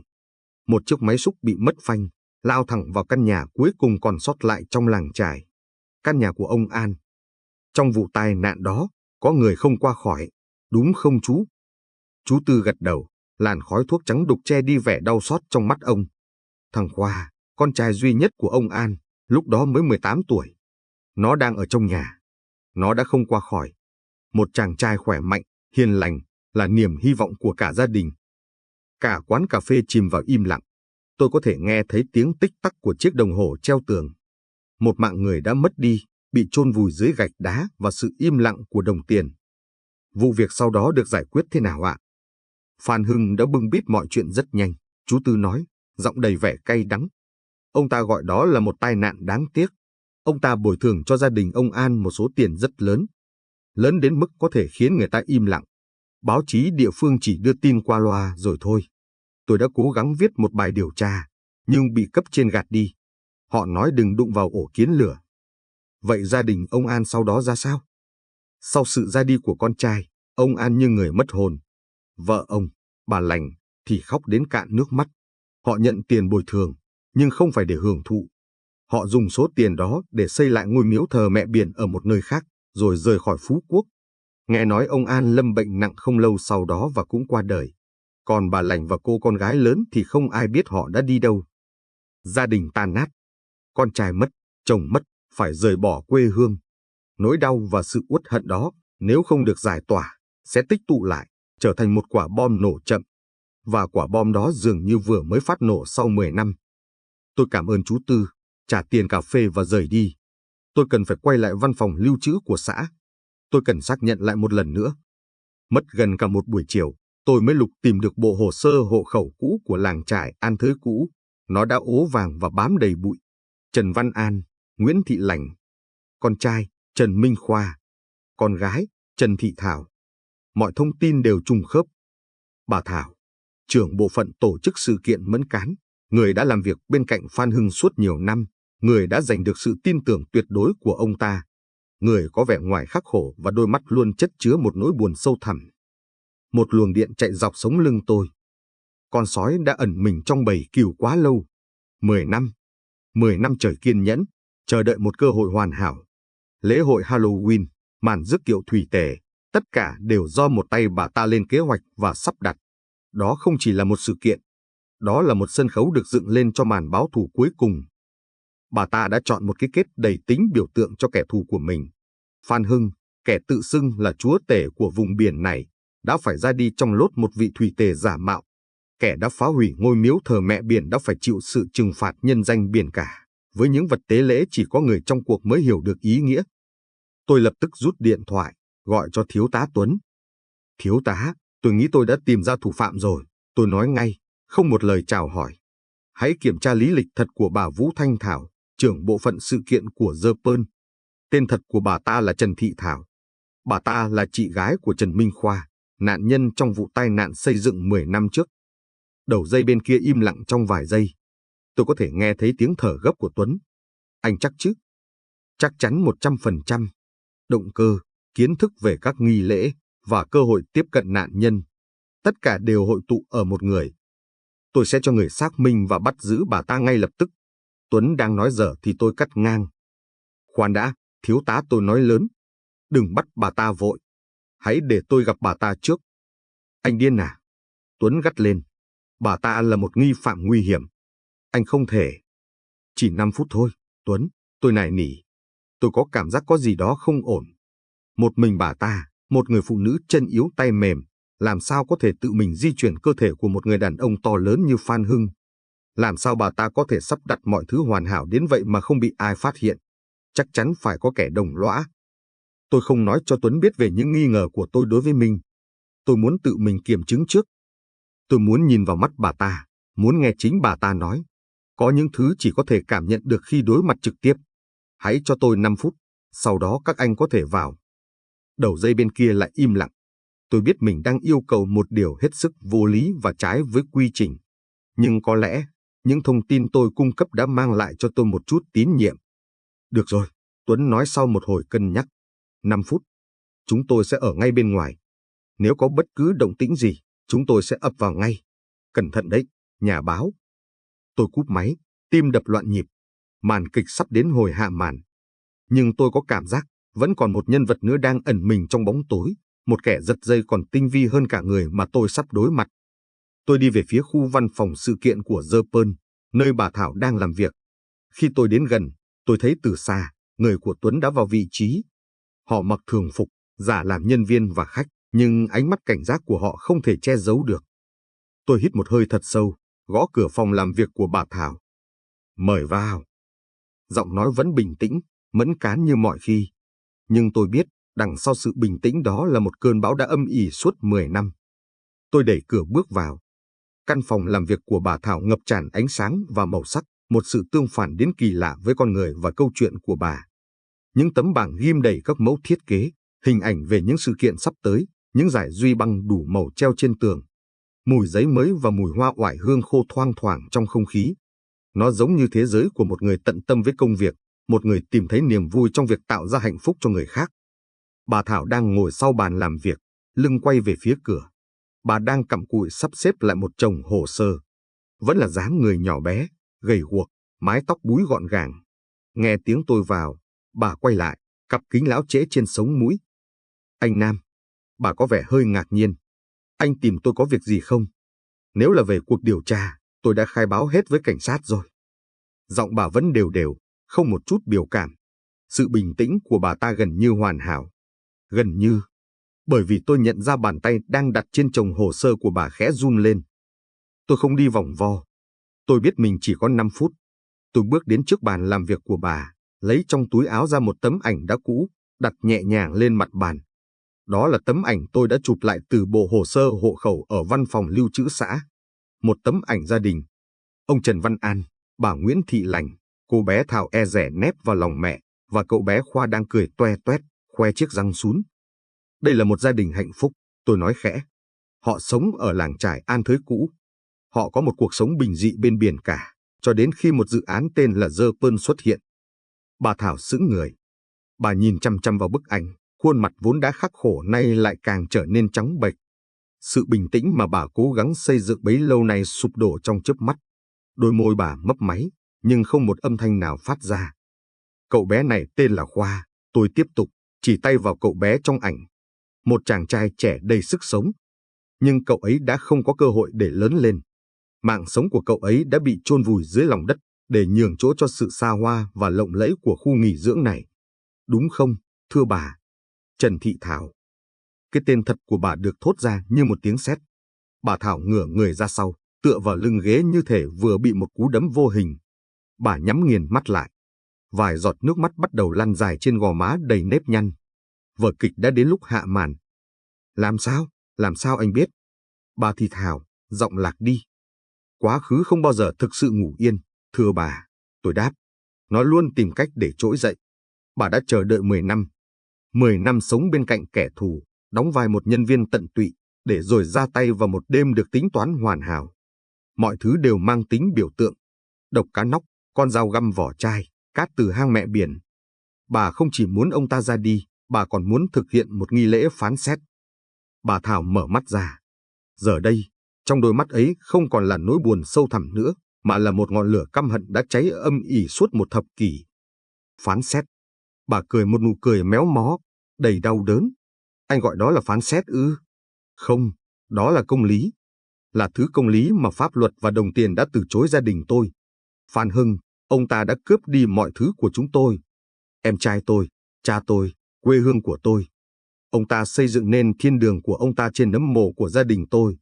Ông ta xứng đáng với kết cục đó. Giọng bà gằn lên, chứa đầy sự uất hận bị dồn nén. Tôi đã dành 10 năm để lên kế hoạch. Tôi thay tên đổi họ, xin vào làm một nhân viên tạp vụ ở đây. Tôi làm việc chăm chỉ, leo dần lên vị trí này, giành lấy sự tin tưởng của ông ta. Tôi đã phải chứng kiến ông ta cười nói, hưởng thụ trên nỗi đau của chúng tôi mỗi ngày. Anh có hiểu cảm giác đó không? Tôi hiểu nỗi đau của bà, tôi nói. Nhưng tôi không hiểu một điều. Kế hoạch của bà quá hoàn hảo, quá chót lọt. Một mình bà, làm sao có thể đưa cơ thể của Phan Hưng, một người đàn ông nặng gần 90 kg, lên chiếc kiệu đó giữa lúc hậu trường vẫn có người qua lại? Làm sao bà có thể vô hiệu hóa camera an ninh ở hành lang đó trong một khoảng thời gian chính xác như vậy? Lời khai của bà ta về việc nhờ hai nhân viên thời vụ rõ ràng là một lời nói dối. Tôi muốn xem bà ta sẽ giải thích thế nào. Bà Thảo thoáng chút bối rối, nhưng nhanh chóng lấy lại vẻ kiên định. Tôi đã có sự giúp đỡ. Sự giúp đỡ từ ai? Tôi không thể nói. Bà ta lắc đầu. Tôi đã thề. Một người cũng căm ghét Phan Hưng như bà. Bà ta không trả lời, chỉ im lặng nhìn đi nơi khác. Sự im lặng của bà ta gần như là một lời khẳng định. Nhưng tôi có cảm giác bà ta đang che giấu một điều gì đó còn lớn hơn thế. Có một lỗ hổng trong câu chuyện này. Đúng lúc đó, cánh cửa phòng bật mở. Thiếu tá Tuấn và hai cảnh sát ập vào. 5 phút của tôi đã hết. Bà Trần Thị Thảo, Tuấn nói dõng dạc. Bà đã bị bắt giữ vì có liên quan đến vụ việc của ông Phan Hưng. Mời bà đi theo chúng tôi về đồn. Bà Thảo không chống cự. Bà ta đứng dậy một cách bình thản, như thể đã chờ đợi khoảnh khắc này từ rất lâu. Khi đi ngang qua tôi, bà ta dừng lại, ghé sát vào tai tôi và thì thầm một câu ngắn gọn, đủ để chỉ mình tôi nghe thấy. Cẩn thận với con cá mập con. Nó còn nguy hiểm hơn cả con cá mập già. Rồi bà ta bước đi, để lại tôi đứng chết lặng giữa căn phòng. Con cá mập con. Bà ta đang ám chỉ ai? Chắc chắn là một người trẻ hơn Phan Hưng. Người đó không ai khác ngoài Minh. Nhưng tại sao bà ta lại cảnh báo tôi? Nếu mình là đồng bọn, tại sao bà ta lại làm vậy? Hay mối quan hệ của họ không đơn giản chỉ là hợp tác? Tôi ra khỏi phòng, Tuấn đang đứng đợi ở hành lang. Thế nào, anh ta hỏi. Bà ta có khai ra đồng bọn không? Không, tôi lắc đầu. Bà ta nhận hết tội về mình. Nhưng tôi không tin. Có một mắt xích nào đó bị thiếu ở đây. Tôi bước đi, tâm trí vẫn còn vang vọng lời cảnh báo của bà Thảo. Cẩn thận với con cá mập con. Có một điều gì đó không khớp. Nếu Minh chỉ đơn giản là đồng lõa, giúp bà ta báo thù vì cùng căm ghét Phan Hưng, thì không có lý do gì bà ta lại phải cảnh báo tôi. Trừ khi vai trò của Minh trong vụ này lớn hơn những gì bà ta thừa nhận. Trừ khi bà ta cũng là một nạn nhân của hắn. Tôi chợt nhớ đến vết xước trên sàn văn phòng của Minh, chiếc xe đẩy hành lý, và đoạn camera an ninh bị lỗi. Mọi thứ đều chỉ về phía hắn ta. Thiếu tá, tôi quay sang Tuấn. Tôi cần xem lại lịch sử các cuộc gọi và tin nhắn của Phan Hưng trong ngày hôm đó, đặc biệt là những cuộc gọi và tin nhắn với Minh. Để làm gì? Tôi có linh cảm Phan Hưng không chỉ phát hiện ra Minh biển thủ công quỹ, có thể ông ta còn phát hiện ra một điều gì đó lớn hơn. Một điều gì đó khiến Minh phải hành động ngay lập tức. Tuấn có vẻ do dự, nhưng cuối cùng cũng gật đầu và ra lệnh cho cấp dưới. Trong lúc chờ đợi, tôi quyết định quay lại văn phòng của Minh. Tôi muốn tìm thêm bằng chứng trước khi đối mặt với hắn. Lần này, tôi không gõ cửa. Tôi đi cùng một viên cảnh sát và dùng thẻ từ đa năng của an ninh để mở. Căn phòng trống không. Minh không có ở đó. Tôi tiến thẳng đến bàn làm việc của hắn. Mọi thứ vẫn gọn gàng. Tôi bắt đầu tìm kiếm. Trong ngăn kéo, trong các tập tài liệu. Không có gì bất thường. Rồi mắt tôi dừng lại ở chiếc thùng rác nhỏ dưới gầm bàn. Bên trong có vài tờ giấy bị vò nát. Tôi cẩn thận lấy chúng ra, mở từng tờ một. Hầu hết là giấy nháp, những con số tính toán. Nhưng có một tờ khiến tôi chú ý. Đó là một bản in email, đã bị xé làm tư. Tôi cẩn thận ghép các mảnh lại với nhau. Đó là một email từ một công ty luật ở Singapore. Nội dung của nó là về việc thay đổi di chúc. Người gửi là Phan Hưng. Email được gửi vào lúc 17 giờ 30 phút chiều hôm xảy ra vụ án, tức là chỉ khoảng 1 tiếng trước khi ông ta mất mạng. Nội dung email khiến tôi lạnh sống lưng. Phan Hưng viết rằng ông ta muốn thay đổi bản di chúc hiện tại. Ông ta muốn loại bỏ tên của Minh ra khỏi danh sách những người được hưởng một phần cổ phiếu của The Pearl sau khi ông ta qua đời. Và quan trọng hơn, ông ta viết, tôi có bằng chứng về việc anh ta không chỉ biển thủ công quỹ, mà còn cấu kết với đối thủ cạnh tranh để bán thông tin mật của công ty. Tôi sẽ trình toàn bộ bằng chứng cho cảnh sát vào sáng mai. Bây giờ thì tôi đã hiểu. Phan Hưng không chỉ định tống Minh vào tù vì tội biển thủ. Ông ta định hủy hoại hoàn toàn sự nghiệp và tương lai của Minh. Tối hậu thư của ông ta không phải là trả lại tiền, mà là một lời tuyên án cho tham vọng của gã phó giám đốc. Và cuộc họp online của Minh, đó không phải là một cái bằng chứng ngoại phạm. Đó chính là khoảng thời gian hắn ta hành động. Hắn không có cuộc họp nào cả. Hắn đã đến gặp Phan Hưng. Nhưng làm sao hắn có thể ra tay? Hắn lấy chất độc từ đâu? Một ý nghĩ điên rồ lóe lên trong đầu tôi. Tôi nhớ lại lời khai của bà Thảo. Tôi còn mang cho ngài ấy một ly nước cam, nhưng ngài ấy không uống. Điều gì sẽ xảy ra nếu Phan Hưng không uống ly nước cam đó, mà uống một thứ khác? Tôi vội vàng chạy đến khu vực hậu trường đã được niêm phong. Tôi tìm đến căn lều nhỏ nơi Phan Hưng đã ở trước khi lên kiệu. Ly nước cam vẫn còn đó, nhưng bên cạnh nó, trong chiếc thùng rác nhỏ, là một lon nước tăng lực đã uống cạn. Tôi lập tức gọi cho Tuấn. Thiếu tá, kiểm tra ngay lon nước tăng lực trong thùng rác ở lều của Phan Hưng. Tôi cá là độc tố nằm trong đó. Đúng lúc này, viên cảnh sát lúc nãy chạy đến, tay cầm một chiếc máy tính bảng. Anh Nam, có kết quả tra cứu rồi. Đây là tin nhắn cuối cùng Phan Hưng gửi cho Minh, lúc 18 giờ 15 phút. Tôi đọc dòng tin nhắn, mang cho tôi một lon nước tăng lực. Tôi cần tỉnh táo để xử lý cậu vào sáng mai. Gặp tôi ở lều hậu trường. Mọi thứ đã sáng tỏ. Minh không phải là kẻ đồng lõa. Hắn mới là kẻ chủ mưu thật sự, một kẻ chủ mưu còn tinh vi và tàn nhẫn hơn cả bà Thảo. Hắn không hề hợp tác với bà ta. Hắn đã lợi dụng kế hoạch của bà ta. Tôi có thể hình dung ra toàn bộ câu chuyện. Mình mang lon nước tăng lực đã bỏ độc đến cho Phan Hưng. Sau khi Phan Hưng gục xuống, bà Thảo, theo kế hoạch của mình, đã đến để chuẩn bị trang điểm cho nạn nhân. Bà ta hoảng hốt khi thấy Phan Hưng đã qua đời thật. Và Minh đã xuất hiện đúng lúc đó, như một vị cứu tinh. Hắn đã nói dối bà Thảo, nói rằng hắn cũng căm ghét Hưng và muốn giúp bà hoàn thành kế hoạch báo thù. Hắn đã giúp bà ta đưa người đàn ông xấu số lên kiệu, sử dụng chiếc xe đẩy hành lý và quyền hạn của mình để vô hiệu hóa camera. Và chính hắn, chứ không phải bà Thảo, là người đã cắm con dao găm vỏ chai vào ngực Hưng. Một chi tiết hoàn hảo để củng cố cho câu chuyện trả thù của bà Thảo, đồng thời hướng mọi sự nghi ngờ ra khỏi mình. Hắn đã biến bà Thảo thành con tốt thí hoàn hảo, một tấm lá chắn để che giấu tội ác của mình. Bà Thảo, trong cơn tuyệt vọng và căm hận, đã tin hắn. bà ta nghĩ mình có một đồng minh, nhưng thực chất, bà chỉ là một công cụ để hắn đạt được mục đích, vừa loại bỏ được Phan Hưng, vừa chiếm được Dơ Pơn, vừa có một người khác đứng ra chịu tội thay. Lời cảnh báo của bà Thảo: cẩn thận với con cá mập con. Bà ta đã nhận ra mình bị lừa. Bà ta không thể tự vạch trần Minh vì như vậy cũng sẽ tự thú nhận tội ác của mình. Nhưng bà ta vẫn muốn công lý được thực thi. Minh đâu rồi, tôi hỏi Tuấn qua điện thoại. Chúng tôi không tìm thấy anh ta trong khu nghỉ dưỡng, Tuấn đáp, giọng đầy căng thẳng. Kiểm tra camera cổng chính, anh ta đã lái xe rời khỏi đây 15 phút trước, nói là đi giải quyết việc gấp của công ty. Hắn đang bỏ trốn, tôi hét lên. Hắn đang hướng ra sân bay hoặc bến cảng, cho người chặn hết các ngả đường. Vở kịch đã thực sự hạ màn.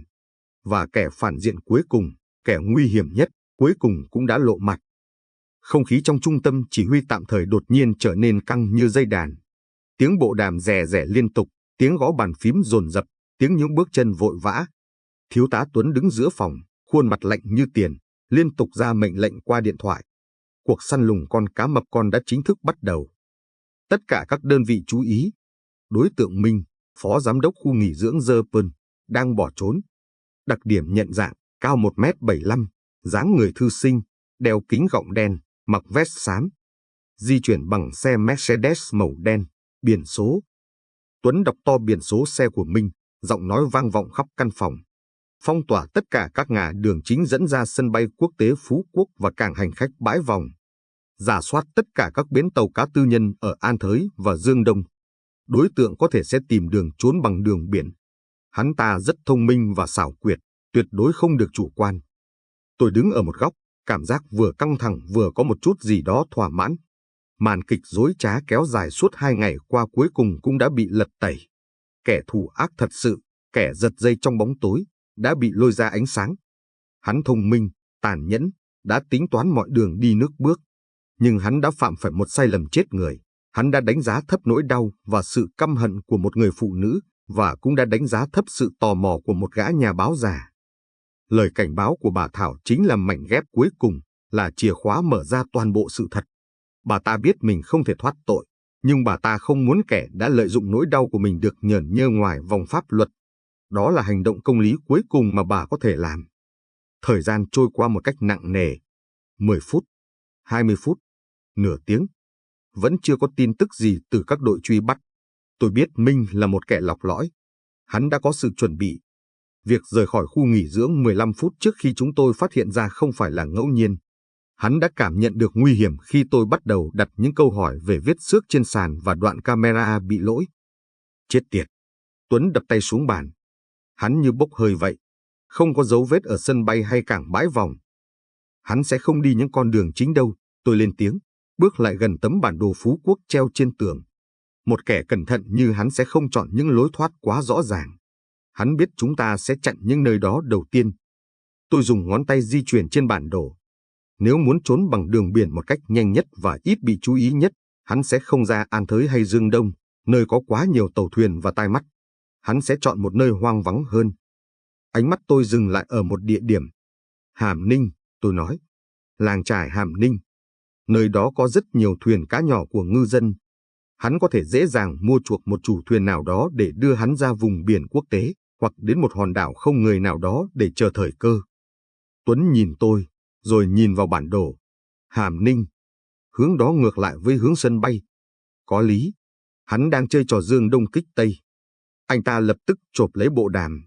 Tổ công tác số 3, nghe rõ lệnh. Lập tức chuyển hướng đến làng chài Hàm Ninh. Rà soát tất cả các bến tàu và thuyền cá. Đối tượng có khả năng đang ở đó. Trong lúc các đội cảnh sát hành động, tôi và Tuấn ngồi lại trong phòng họp. Cả hai chúng tôi đều không nói gì. Giờ đây, mọi việc đã nằm ngoài tầm kiểm soát của chúng tôi. Chỉ có thể chờ đợi. Để phá vỡ sự im lặng, tôi hỏi, anh đã cho người đến nhà bà Thảo chưa? Tuấn gật đầu. Rồi, chúng tôi tìm thấy một cuốn nhật ký. Trong đó, bà ta đã viết lại toàn bộ kế hoạch báo thù của mình. Bà ta đã học cách chiết xuất độc tố từ cá nóc qua những cuốn sách cũ của cha mình. Bà ta cũng đã dành nhiều năm để tìm hiểu về các nghi lễ của ngư dân. Nhưng không một dòng nào nhắc đến Minh. Bởi vì Minh không có trong kế hoạch của bà ấy, tôi nói.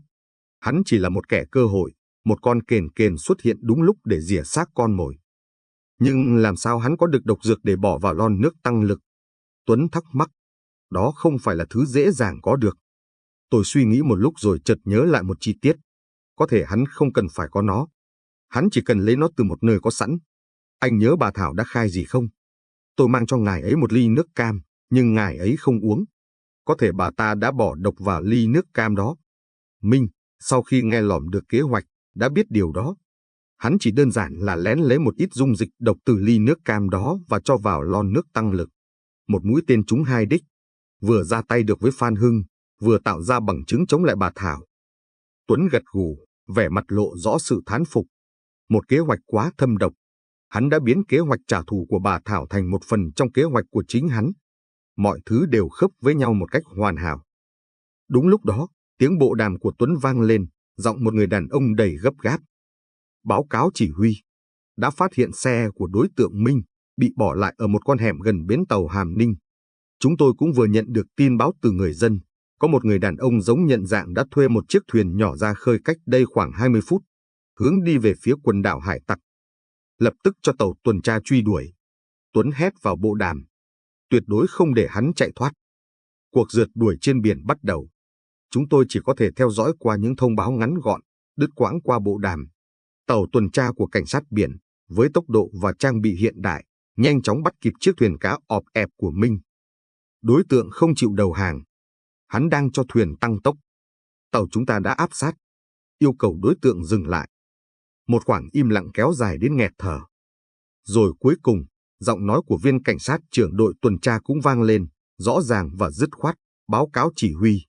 Đã khống chế được đối tượng, không có ai bị thương. Chúng tôi đang áp giải đối tượng về đất liền. Cả căn phòng như vỡ òa. Mọi người thở phào nhẹ nhõm. Tuấn ngồi phịch xuống ghế, lần đầu tiên tôi thấy anh ta để lộ vẻ mệt mỏi. Anh ta nhìn tôi, một nụ cười hiếm hoi nở trên môi. Lần này, tôi thực sự phải cảm ơn anh, nhà báo hết thời ạ. Tôi chỉ nhún vai. Chỉ là quen đào bới những thứ người khác muốn chôn vùi thôi, thiếu tá. Vụ án bóng ma trên đảo Ngọc cuối cùng đã có một lời giải đáp trọn vẹn. Hai kẻ thù ác, một người vì thù hận bị dồn nén suốt 10 năm, một người vì lòng tham vô đáy và sự xảo quyệt, đã cùng nhau tạo nên một vở kịch hoàn hảo, nhưng cuối cùng vẫn không thể che giấu được sự thật trước ánh sáng của công lý. Bà Thảo, với tội danh lên kế hoạch và cố ý gây án, đã phải đối mặt với một bản án nghiêm khắc. Nhưng trong phiên tòa, bà không hề tỏ ra sợ hãi hay hối hận. Bà chỉ nói rằng bà đã làm điều phải làm để trả lại công bằng cho gia đình mình. Minh, kẻ chủ mưu thật sự, đã phải nhận một kết cục thích đáng cho những tội ác của mình.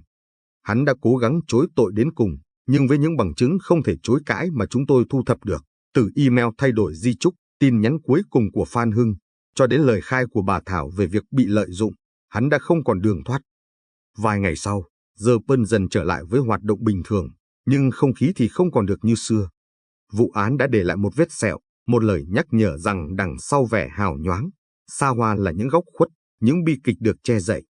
Lan Anh, sau khi được minh oan, đã nhanh chóng bán lại toàn bộ cổ phần của mình ở The Pearl và rời khỏi Phú Quốc cùng với Kai. Cô ta đã có được tự do và tiền bạc, nhưng tôi không biết liệu cô ta có thực sự tìm thấy hạnh phúc hay không. Tôi đứng trên bãi biển của The Pearl vào một buổi sáng bình minh. Cơn bão đã thực sự đi qua. Bầu trời trong vắt, mặt biển phẳng lặng như gương, phản chiếu những vệt nắng vàng óng đầu tiên của ngày mới.